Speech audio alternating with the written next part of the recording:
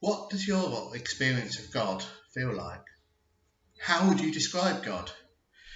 Do you have some words, phrases, ideas or images that help you explain what the divine means to you?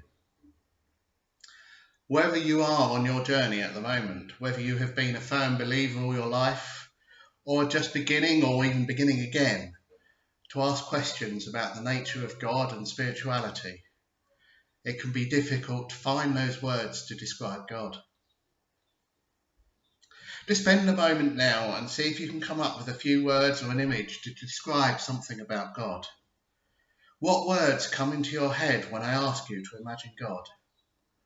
Maybe you can share this if you're joining in the Zoom chat later this morning, or perhaps with those watching this with you now. In churches and throughout the history of the Christian religion, people have often tried to make describing God and explaining spirituality a very complicated and academic process. They have used long words, technical terms, and difficult ideas just to get to grips with who God is. Of course, the development of theology, as we call the study of God, is a crucial part of how Christianity has grown and continues to find ways to respond to a changing world.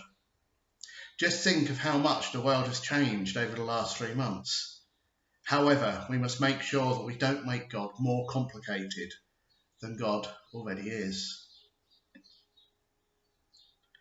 Jesus talks about letting the little children come to him and reassures us that unless we receive the kingdom of God like a little child, we will not really understand who God is.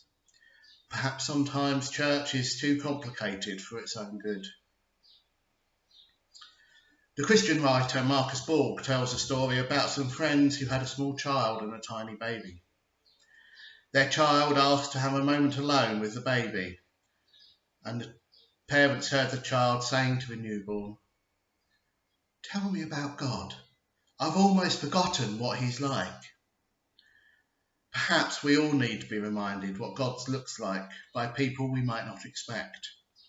Can we look out for God in unexpected places this week as we continue to learn more about how we can be followers of Jesus today?